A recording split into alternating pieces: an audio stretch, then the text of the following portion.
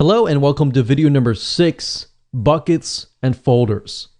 Now that you have connected to your S3 account, what we need to do now is create buckets, and within that bucket, we need to create folders so then you can actually upload files to those folders.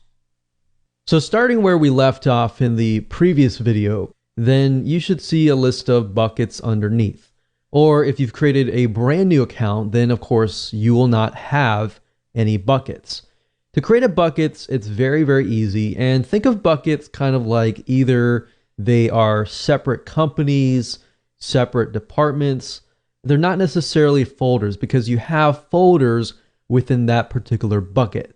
So what I like to do is I like to create a bucket for each new domain name. So that way I can segment them, I can separate things, and I know, okay, this file is connected to this website. Now you can separate it however you wish and create as many buckets as you want, but I just wanted to kind of show you what we do. So assuming you have clicked the source, you've chosen your Amazon S3 main account, you will see the buckets here. Now, as you can see, I have 4 buckets, but within those buckets, I've got a lot of files within there. Now, to create a bucket, it's easy. All you have to do is click on the blue square icon. Then what we do is we create a bucket name. And keep in mind that you want to name it using a naming convention so that you know what that bucket is. Now, the next thing is it's going to ask you for your bucket location, meaning are you going to upload the files to a server within a certain region like Singapore, Sydney, Australia, Tokyo, Seoul, Korea, Europe, or the US. Now, before you decide on choosing what bucket, I know most of people will choose a bucket that is closest to them.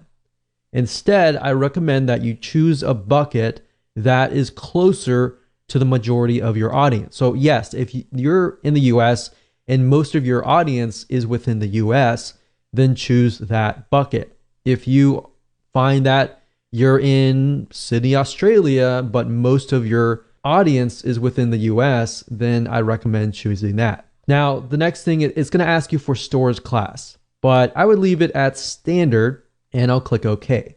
So now it's created the bucket. So we can see it is test domain DL. I'm going to double click that. And there we go. Now I can create folders, as you can see here. So I can click new folder. We can create maybe videos folder, create a audios folder, and create an images folder, and whatever folders that you decide to create. And then of course you can go within the folder and then you can upload the files. Now I'm going to show you how to upload and transfer files and the specific settings that I have it set on and all of that in the future videos. But I wanted to keep it simple and show you how to create a bucket. So you see, back in the day, you would have to log into the Amazon dashboard and create a bucket there.